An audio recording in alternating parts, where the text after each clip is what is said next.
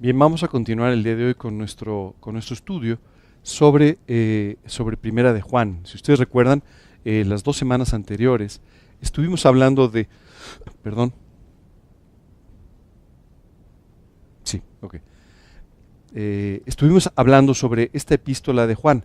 Si ustedes recuerdan, hablamos de cómo Juan escribió 5 de los libros del Nuevo Testamento. Esto es el Evangelio de Juan, Primera, Segunda y Tercera de Juan, que son 3 epístolas, 3 cartas, y por último el Evangelio de Juan.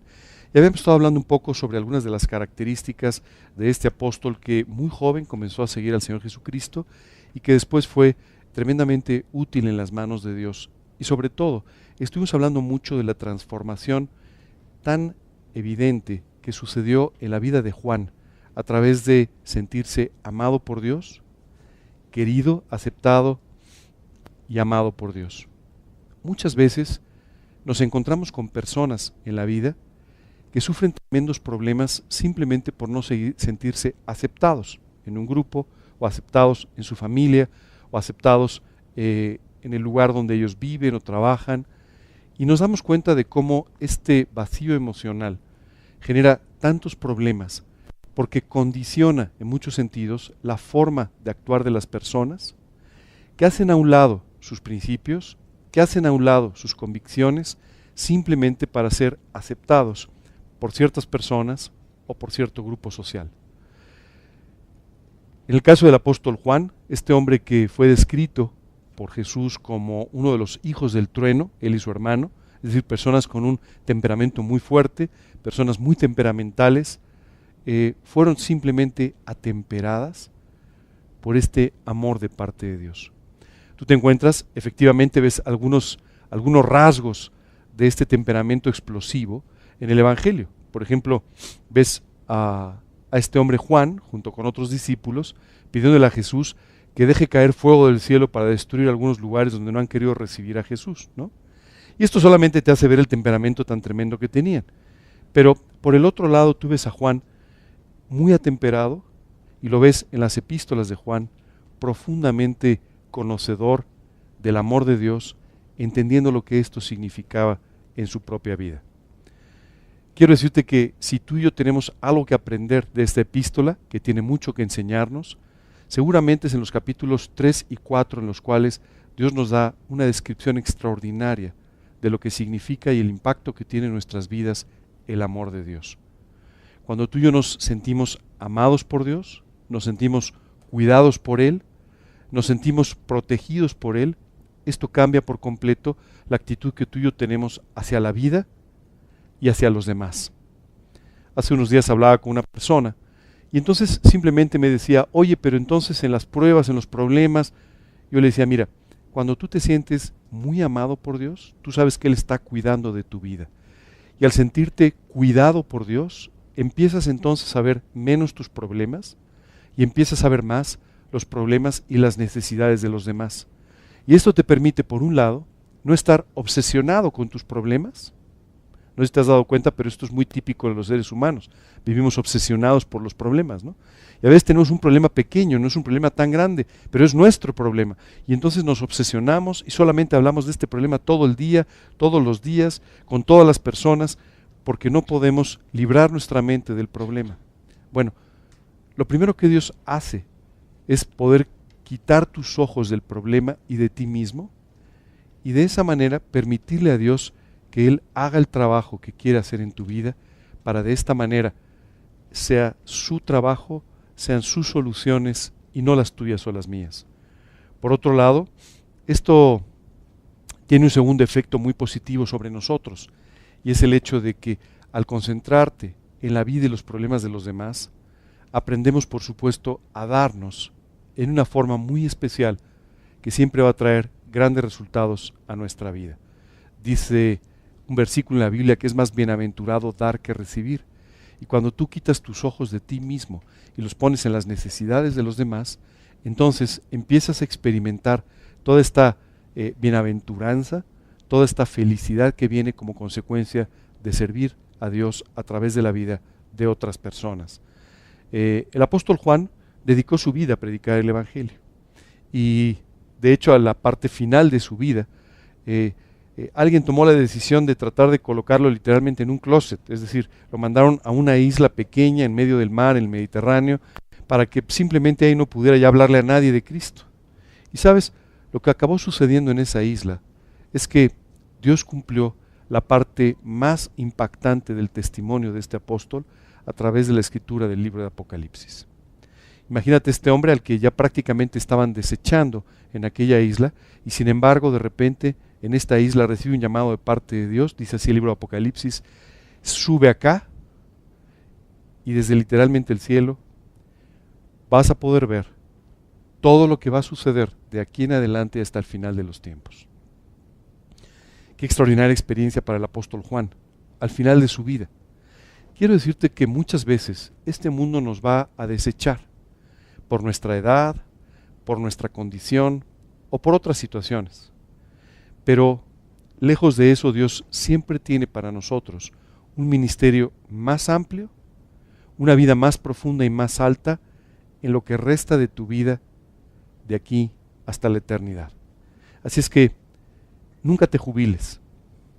Espiritualmente no hay jubilación. Tal vez te puedas jubilar de tu trabajo, tal vez te puedas jubilar de algunas otras funciones, pero de la vida espiritual no te puedes jubilar o no te debes jubilar, porque Dios tiene cada vez mejores cosas para ti en el futuro si tú continúas viviendo con fidelidad para Él. En este caso, el apóstol Juan pudo vivir esta extraordinaria experiencia, ¿no?, de disfrutar literalmente del cielo y recibir todas estas enseñanzas de parte de Dios con la revelación del libro de Apocalipsis en la última etapa de su vida. Vamos a continuar. Perdón, es que tenemos algún problema con la imagen. Ya no tenemos problema. Vamos a continuar entonces ahora empezando el capítulo 2 de esta epístola de Juan. Comienza diciendo: hijitos míos, estas cosas os escribo para que no pequéis. Y si alguno hubiere pecado, abogado tenemos para con el Padre, a Jesucristo el justo. Déjame comenzar a hablar de este versículo porque hay muchas cosas que Dios nos quiere enseñar a través de él. Comienza diciendo: hijitos míos, estas cosas os escribo para que no pequéis. Déjame hacerte una pregunta. ¿Es posible vivir sin pecar? Entonces, ¿por qué nos dice que no pequemos? Bueno, Dios nos exhorta a no pecar. Y si tú y yo dependemos de Dios, deberíamos poder dejar pecar. Aunque Dios sabe que en nuestra imperfección, a veces cometemos pecados. Pero yo escucho muchas veces a creyentes justificando sus pecados, hablando de esta manera. No, bueno, es que no se puede dejar de pecar, ¿verdad? Es que somos seres humanos. Pero bueno, Dios nos perdona. No te engañes. La enseñanza de la Escritura es muy clara y es para que tú y yo dejemos de pecar, para que tú y yo tengamos victoria sobre el pecado. Porque déjame explicarte algo. Jesucristo obtuvo una victoria completa sobre el pecado en la cruz. Así es que tú y yo podemos vivir con victoria todos los días, siempre y cuando vivamos dependiendo del Señor Jesucristo. Así es que las cosas que están escritas en el Evangelio son para que tú y yo no pequemos. No hay una justificación para pecar. No tendríamos por qué pecar. ¿De acuerdo? Pero Dios entiende que fallamos. Y es por eso que nos da la oportunidad de pedirle perdón y de esta manera ser perdonados y limpiados, y nos da la oportunidad de seguir adelante. Ahora, nunca justifiques tu vida de tal manera que puedas pecar y pensar que no hay ningún problema al respecto. El pecado siempre tiene una consecuencia, siempre. El pecado siempre nos afecta en nuestra vida y siempre afecta la vida de otros. Así es que tú y yo tenemos que aprender a vivir con victoria sobre el pecado. Nunca la justifiques. Si pecaste, pide perdón, pero no te justifiques y trata de vivir una vida sin pecar. Pero dice la Escritura, y si pecamos, tenemos un abogado delante de Dios. Déjame explicarte esto porque a veces nos cuesta un poco de trabajo comprenderlo. En el cielo hay alguien que se dedica a acusarnos. La Biblia lo llama el acusador de nuestros hermanos. Así es que alguien está acusándote por lo que haces. A veces en forma injustificada, pero muchas veces en forma muy justificada. Aunque nunca he escuchado una de estas acusaciones, pero me puedo imaginar a este personaje diciéndonos simplemente, a ver, no que era tu siervo, mira lo que acaba de hacer. Fíjate nada más, dice que te sirve y mira lo que acaba de decir, ¿no? Esto no es correcto. Tú no puedes bendecirle. Tú no puedes ayudarle. Tú eres un Dios justo y lo que Él está haciendo no es digno de ti. Qué tremendo acusador, ¿verdad? La Biblia lo llama el diablo. Y este personaje va a estar acusando a los creyentes permanentemente por nuestra manera equivocada de vivir. Ahora, muchas veces pensamos que simplemente estará inventando acusaciones, pero no es así. Estas acusaciones siempre tendrán algún fundamento. Él es un maestro del engaño. Un poco de verdad y mucho de mentira. Pero cuando nos acusa, es porque tú y yo no estamos haciendo algo correcto. Cuando tú y yo pecamos, somos acusados delante de Dios. Dice la Biblia que tenemos un abogado defensor. Y este abogado defensor simplemente delante de Dios lo que dice es, si bien ya pecó, pero esos pecados han sido pagados por mí. No creas que Jesús está justificando lo que haces mal delante de Dios. Lo que Jesús está haciendo delante de Dios es simplemente justificando tu vida por su sacrificio, no por ti. No está diciendo, bueno, es que Ángel tuvo un mal día, caray. Ni modo, ¿verdad? Pasémoslo por alto. No es así. Lo que simplemente está diciendo es, por ese pecado que cometió, yo ya pagué. Así es que esto ya no se convierte en una acusación, sino se convierte en un problema doméstico. Déjame te explico la diferencia. ¿Qué sucede cuando uno de tus hijos se porta mal? Bueno, pues tienes que reprenderlo, tienes que regañarlo, tienes que disciplinarlo, pero eso es un problema doméstico. Hace algunos años escuché a un misionero que hablaba un poco sobre su vida. Y él decía, yo no entendí la gravedad de lo que estaba mal hasta el día que me robé el coche de mi papá. Y ese día que lo saqué sin permiso y me fui con unos amigos por allá, cometí un error porque además me caí en una zanja. Y ya no podía salir de la zanja. Así es que tuve que reconocer que pues, me había llevado el coche. Entonces llegué con mi padre y le dije, papá, ¿qué crees? Es que fíjate que saqué el coche sin permiso y me caí en una zanja. Y su papá, él esperaba que le dijera, no te preocupes, ahorita vamos a sacar el coche, vamos a ver cómo lo arreglamos. Su papá le dijo, muy bien, déjame llamar a la policía para reportar el robo del vehículo. Porque lo que tú hiciste fue robar. Imagínate el susto que se llevó este hombre. Este era un problema legal, ¿cierto? Finalmente el padre tomó la decisión de sacar el coche de la zanja, no reportarlo a la policía, y entonces esto se convirtió en un problema doméstico. Te puedes imaginar el regaño y el castigo que hubo, ¿verdad? Por haberse llevado el coche. Pero finalmente el padre tomó la decisión de convertirlo en un problema doméstico. Esto es exactamente lo que tú y yo vivimos con Dios. Hay un problema legal cuando el acusador llega y dice, lo que él ha hecho es un pecado y merece un juicio, merece ser juzgado, merece ser castigado. Cuando Jesús interviene como este abogado defensor, lo que él dice simplemente es, yo ya pagué por ese pecado, por lo cual el problema ya no es legal, el problema se ha convertido en un problema familiar. Un problema familiar implica que Dios va a tratar contigo. Te va a llamar la atención sobre lo que hiciste. Te va a enseñar y a veces a disciplinar por aquello que tú hiciste. Pero ya no es un problema legal. Esto es lo que Jesús hace. Quiero que lo entiendas muy bien porque muchas veces decimos, entonces el problema desapareció, ¿no? Qué fácil, entonces no tendría sentido. Llega el acusador, Jesús dice, yo ya pagué, ok, se terminó, entonces no tendría sentido. ¿Para qué estaría yendo el acusador todo el tiempo? El acusador va todo el tiempo porque si tú no te arrepientes, si tú no arreglas lo que está equivocado, el problema se vuelve en una disciplina, el problema se vuelve algo que Dios tiene que resolver en tu vida. Hay un pasaje extraordinario donde Dios habla de esto en la historia del pueblo de Israel.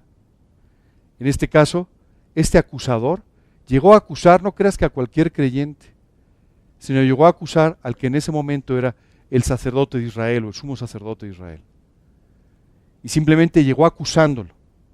Y mientras esa acusación se presentaba delante de Dios, Dios mandó un profeta que hablara con este hombre para decirle, oye, en el cielo te están acusando y tus vestiduras no están limpias.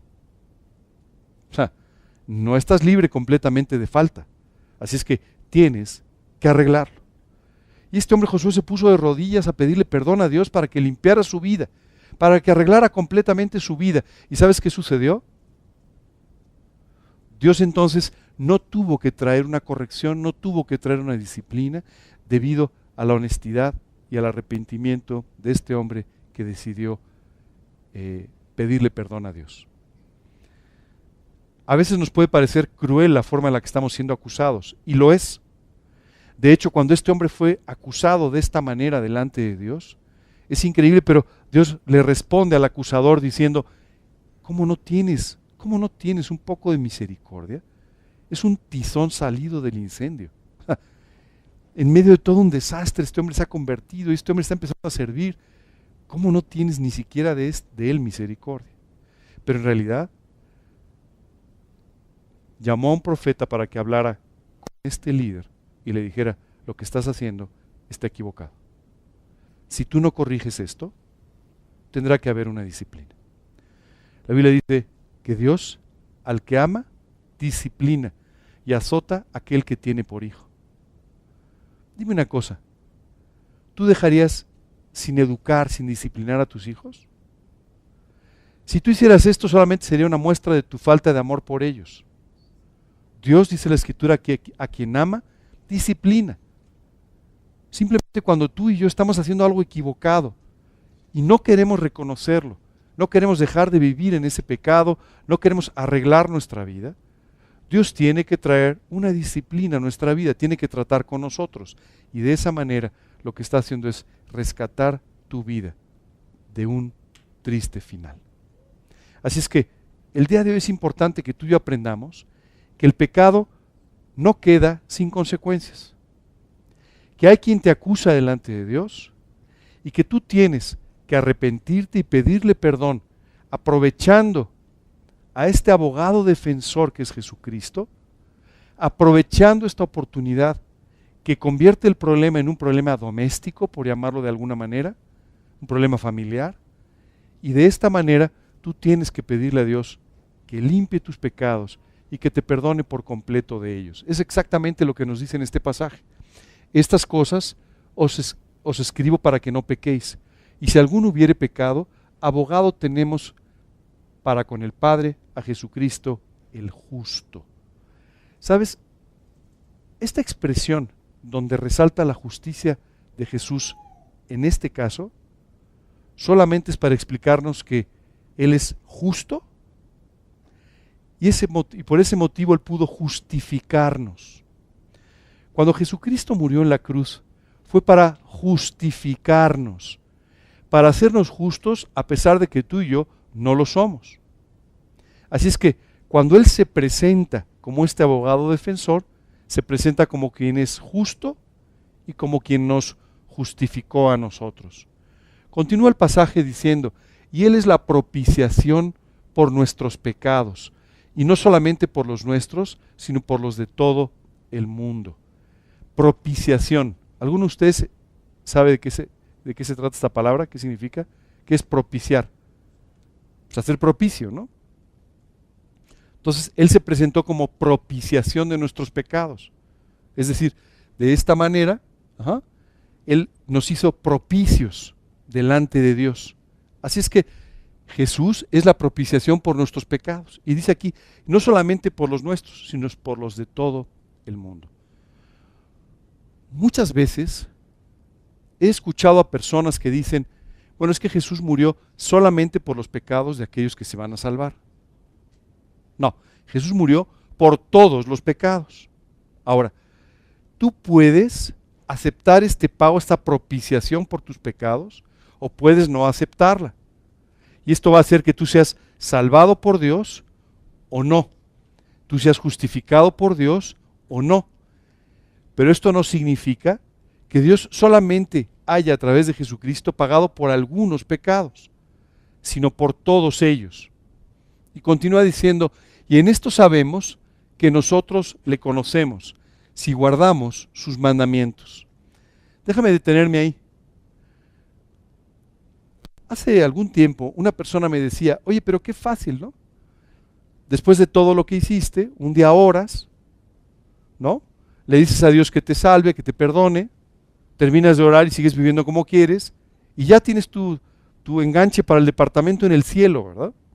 Bueno, no es así. Si tú piensas esto es que no has leído la Biblia. Lo que Dios dice literalmente es que cuando tú te arrepientes e invitas a Cristo a tu corazón, Él entra y empieza a transformar tu vida. Si tú no experimentas esas transformaciones, es porque no le conoces. Es muy importante ser claros en esto. Si tu vida no ha sido y está siendo transformada por Dios, es que no lo conoces.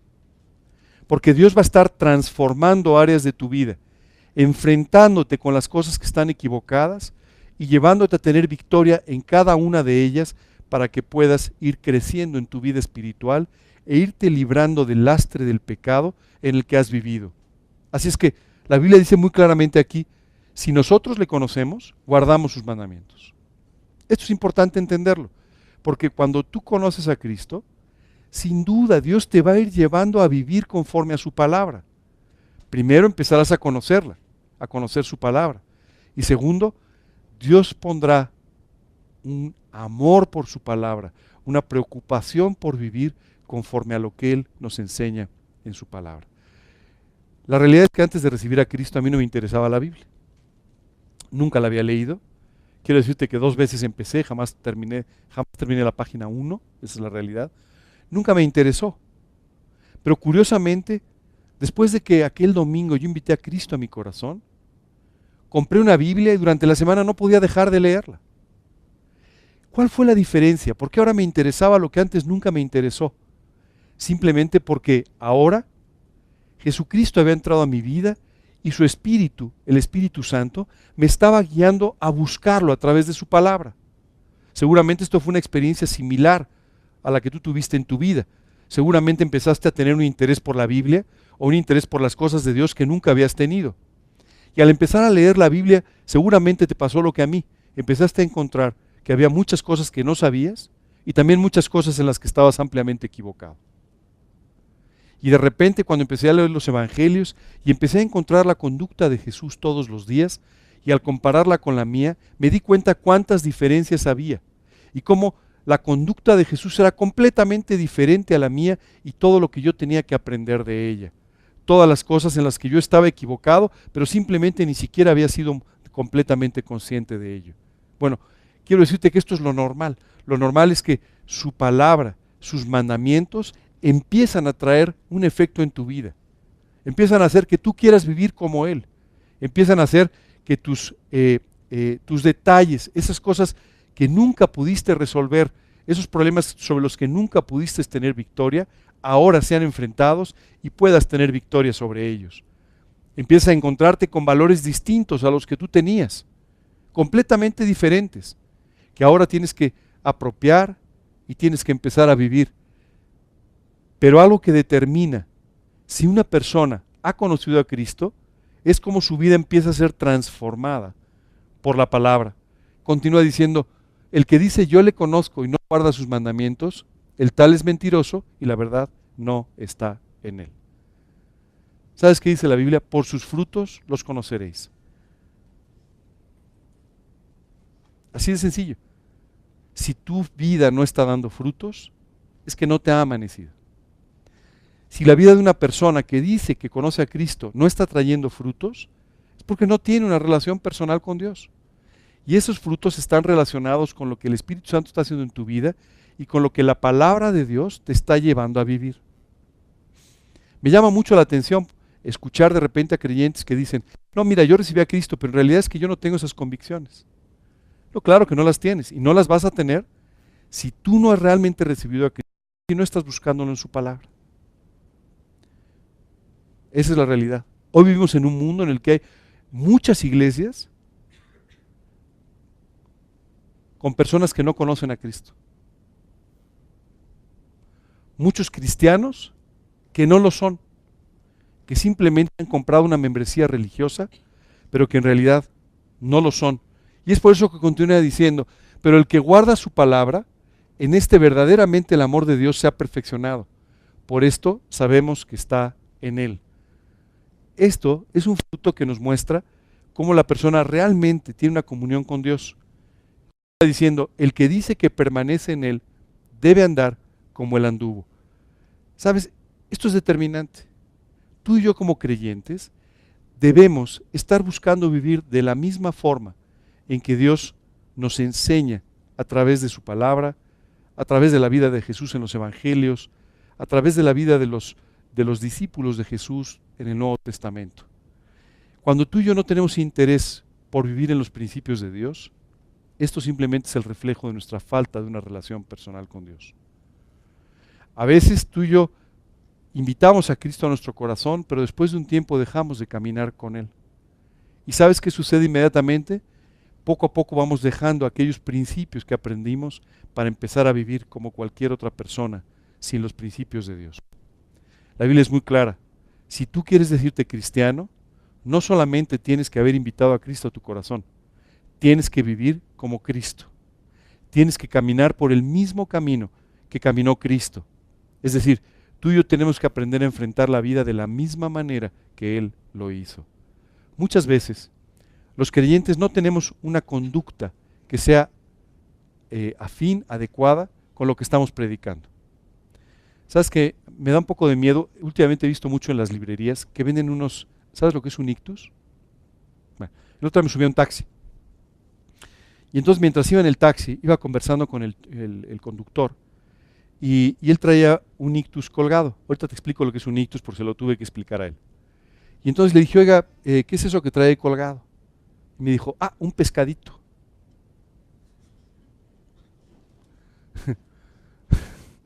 Bueno, le dije, bueno, no es exactamente un pescadito. ¿Es usted cristiano? Y me dijo, no. Me dio otra religión. No. Ok. Le dije, eso que trae usted colgado es un símbolo cristiano. Lo utilizaban los cristianos en el primer siglo para identificarse como cristianos sin utilizar una cruz, especialmente en la época de las persecuciones. ¿Ok?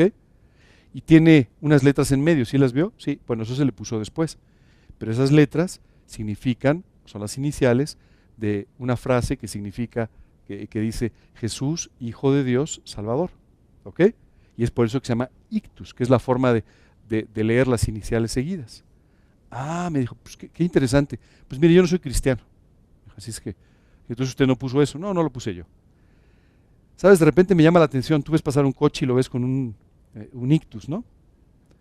Y de repente lo ves hacer una barrabasada, ¿verdad? Y no sé si fue un creyente que tuvo un mal día, o si fue un creyente que vendió su coche y no se lo quitó, o no sé qué otra cosa, ¿verdad? Pero se está identificando con el Señor Jesucristo y no necesariamente camina como lo hubiera hecho el Señor Jesucristo. Tú y yo tenemos que tener mucho cuidado con esto. La Biblia nos dice, tú quieres ser un creyente, quieres identificarte como cristiano, entonces tienes que vivir como Cristo.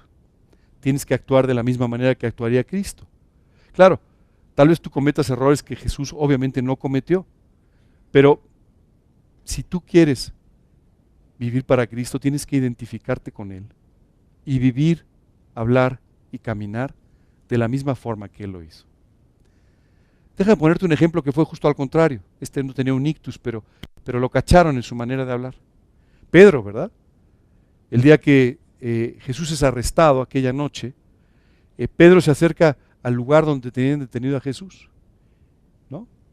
Y una persona se acerca y le dice, yo creo que tú estabas con ellos. Pero sabes, hay una expresión que me llama la atención, dice, porque hasta tu forma de hablar te delata, ¿no? hablas como Él. Y entonces dice la Escritura que Pedro tuvo que empezar a hablar mal, a decir cosas que ya no decía, ¿no? A maldecir, ya sabes, para que de esta manera no lo identificaran con Jesús. 2 discípulos fueron llevados después de la muerte y la resurrección de Cristo, fueron llevados delante del consejo, del concilio. ¿Y sabes qué sucedió? Cuando les empezaron a preguntar y ellos empezaron a hablar, perdón, dice la Escritura que aquellos hombres reconocieron por la forma de hablar de ellos que habían estado con Jesús. Es decir, el ejemplo del Señor Jesucristo había sido tan importante y tan impactante en sus vidas que su forma de vivir, su forma de hablar, su forma de hacer las cosas eran completamente distintas y los diferenciaban de los demás. Algo que tú y yo deberíamos preguntarnos el día de hoy es si nuestras vidas realmente nos diferencian de los demás. Si nuestra manera de hablar, nuestra manera de actuar, nuestra manera de manejarnos con los demás es diferente y nos distingue de los demás. Si no es así, no podemos llamarnos cristianos. Podemos decir que hemos sido salvados por Dios. Podemos decir que Cristo pagó por nosotros, pero no podemos decir que somos cristianos, porque no estamos caminando como Cristo. Esta mañana yo quisiera invitarte a que reflexiones un poco en tu vida con respecto a tu manera de vivir. Muchas veces los creyentes, después de mucho tiempo de estar viviendo en Cristo, empiezan a acostumbrarse a la vida cristiana y a hacer las cosas que hacen los demás, a hacer las cosas que aprendieron a hacer, pero sin ninguna convicción. Y al hacerlo de esta manera dejan de caminar como Cristo. Es importante que tú revises tu vida. Hace tan solo unos minutos les estaba explicando cómo podían preparar su testimonio, es decir, cómo podían preparar un texto en el cual compartieran con otras personas cómo Cristo había cambiado sus vidas. Ajá. Bueno, yo te invitaría a que revises esto porque tal vez algunas cosas que compartiste ya no las podrías volver a compartir, ¿verdad? Y esto simplemente porque aquellas cosas en las que viviste con victoria en algún momento de tu vida dejaron de serlo conforme fue pasando el tiempo. Hoy tienes que revisar tu vida y preguntarte si efectivamente estás caminando como Cristo. Si efectivamente cuando una persona te ve vivir todos los días, te pregunta, oye, ¿por qué vives diferente? Oye, ¿qué sucedería? Recuerdo que hace unos años, cuando yo estaba todavía en la universidad, ¿no? Un joven recibió a Cristo. Y este joven empezó a compartir con sus compañeros de la carrera sobre la Biblia. Y la verdad es que muchos de sus compañeros, algunos le hicieron caso, otros no. Pero recuerdo una joven que tomó una decisión por Cristo y un día me compartía, me decía, ¿sabes qué pasó? A mí me llamaba mucho la atención la vida de este muchacho. Porque yo lo veía y lo veía todo el tiempo compartiendo con los demás de Cristo. Y yo veía como muchas veces no le hacían caso, pero él no cambiaba su actitud. Y yo siempre dije, este muchacho se parece mucho a los apóstoles de Jesús. Seguramente así vivieron los discípulos de Cristo. ¿Sabes qué me llama la atención? Esta joven sin saberlo tenía una gran razón. Efectivamente, este hombre estaba reflejando a Cristo, este joven, y efectivamente este hombre estaba predicando de Cristo, no solamente con sus palabras, pero con su vida y con la transformación que Dios estaba haciendo en ella. Si tú te vieras hoy en el espejo, ¿en realidad te identificarías con Cristo? ¿O no te pareces mucho que digamos? ¿Realmente estás enfrentando los problemas de tu vida de la mano de Dios como cristiano? ¿O los estás enfrentando como los enfrentaría cualquier otra persona? Estas preguntas son determinantes porque las respuestas a ellas simplemente te van a revelar cómo es que estás viviendo el día de hoy. No se trata de que vivas una vida sumamente moral, ojalá, pero no se trata solo de esto, sino se trata de que te puedan identificar con Cristo. En la época de Jesús había personas que vivían en una tremenda moralidad. Los fariseos eran gente sumamente moral, ¿no? Pero esa gente sumamente moral no tuvo ningún empacho en contratar testigos falsos para acusar a Jesús, y no tuvo ningún empacho en pagarle a Judas, y no tuvo ningún empacho tampoco en mandar a un inocente a la cruz. Aunque sí les preocupó no entrar al pretorio para no contaminarse porque tenían una festividad. Eso es la religiosidad, no la espiritualidad. Hoy tú tienes que revisar tu vida y contrastar entre la religiosidad y la espiritualidad.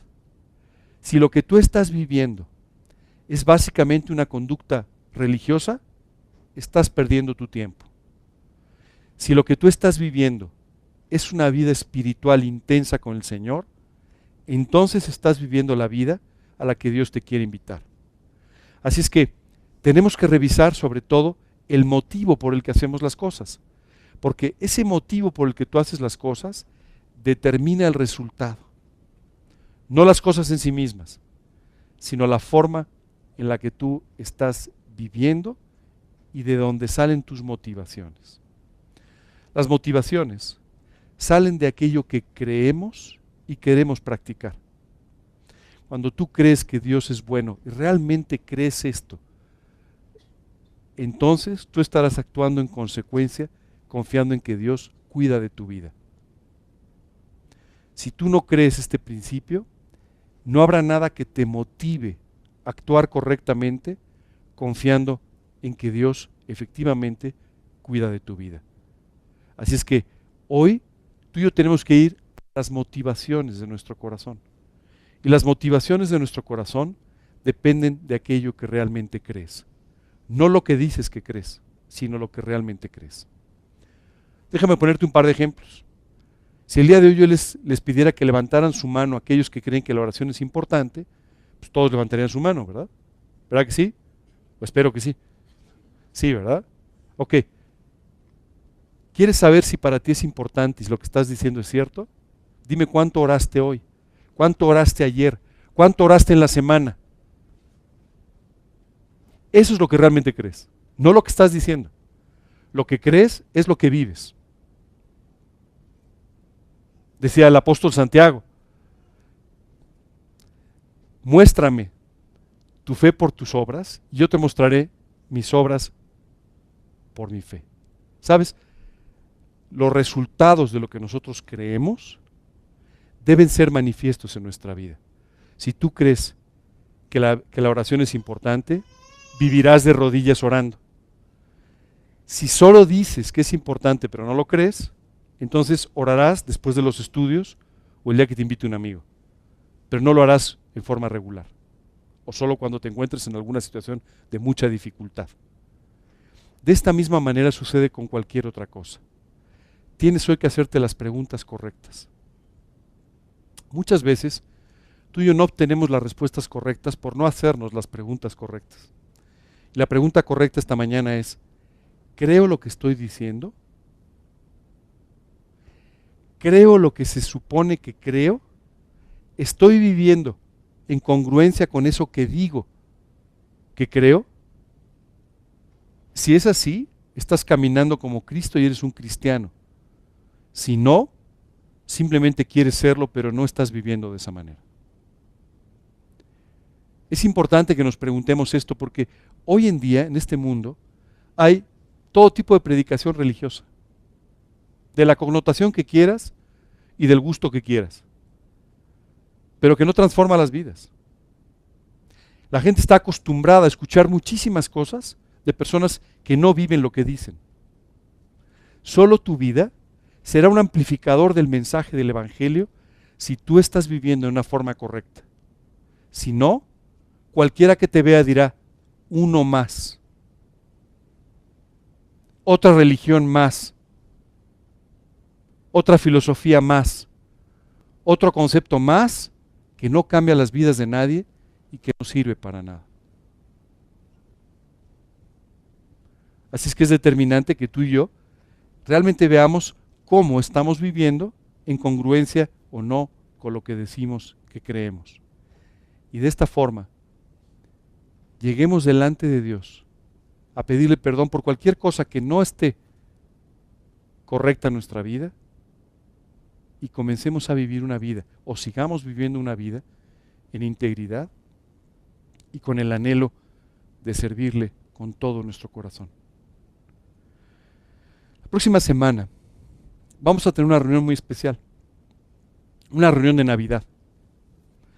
Y vamos a invitar amistades, invitar familiares. Y les vamos a invitar a que vengan. Muchas veces tú y yo estamos muy preocupados por la calidad de las invitaciones. Y qué bueno, o sea, qué bueno que se hagan muy lindas y que tengan un papel celofán que esté muy bien y qué bueno que la letra esté preciosa. La verdad es que eso siempre ayuda. Pero quiero decirte que la mejor invitación no es la que tú le entregues a una persona para que vaya a la plática. La mejor invitación es tu vida.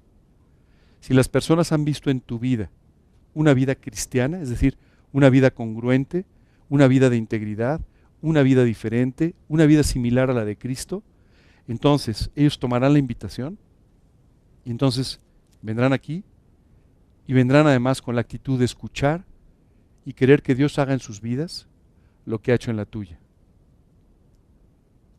Y escucharás personas diciendo, es que yo quiero que Dios me cambie igual que a ti. Es que yo quiero que Dios haga lo que hace en ti. Si no, la gente va a decir, oye, qué simpático, mira mi vecino que siempre es tan religioso, ¿verdad?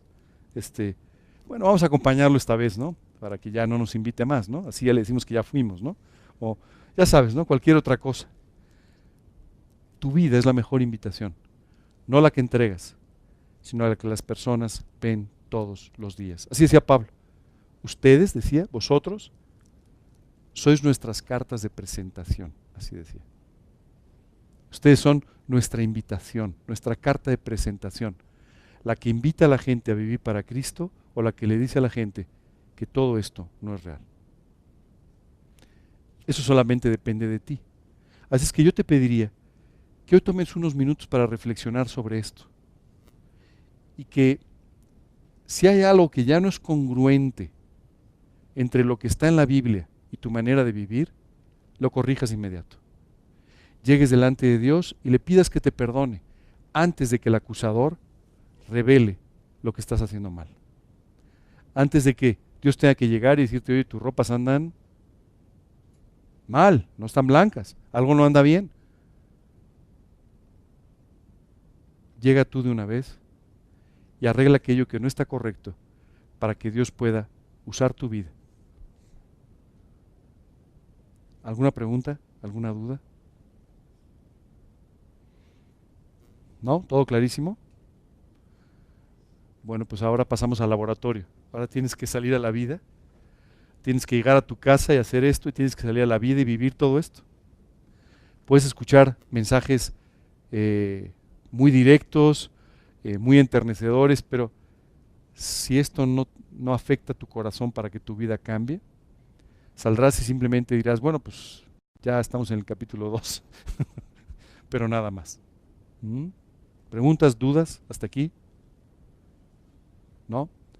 Vamos a orar para pedirle a Dios que haga este trabajo en nuestras vidas y que bendiga nuestra vida, y también para orar pidiéndole por la reunión de la próxima semana, y inmediatamente después, si tienen alguna pregunta, seguimos conversando. ¿Ok? Vamos a orar. Señor, queremos darte muchas gracias en el día de hoy. Gracias, Señor, porque tú nos das el inmenso privilegio, Señor, de tener un abogado defensor, de tener a alguien, Señor, que por amor murió por nosotros en la cruz, y que hoy, Señor, está permanentemente velando por nuestras vidas, está defendiendo nuestras vidas, y también, Señor, llamándonos la atención sobre cualquier cosa que hacemos en forma equivocada. Hoy queremos pedirte que tú nos perdones por cualquier pecado, Señor, que podamos estar practicando, por cualquier cosa, Señor, que no esté bien en nuestra vida. Y Padre, queremos pedirte que tú limpies nuestra vida y nos hagas completamente congruentes con el mensaje del Evangelio. Te queremos pedir, Señor, que nuestra vida pueda ser un fiel reflejo de ti y no un reflejo de nuestra decadencia o de nuestras limitaciones, sino un reflejo de tu amor y tu misericordia y el gran poder, Señor, con el que tú nos salvaste. Queremos pedirte esto de una forma muy especial. Queremos pedirte, Señor, que tú nos lleves a reflexionar sobre nuestra vida. Y en particular, Dios, hoy queremos pedirte mucho por nuestra reunión de la próxima semana, nuestra reunión de Navidad. Señor, usa nuestras vidas, trae a nuestros invitados y tráelos con la actitud correcta para poder escuchar este mensaje de Navidad. Queremos pedirte, Señor, que tú guardes todos los detalles alrededor de esta reunión, que todo ya pueda ser para tu gloria, para poder honrar tu nombre, Señor, y para que así la gente pueda conocerte y tener una eternidad a tu lado. Te pedimos esto, Señor, en el nombre de Cristo Jesús y para su gloria.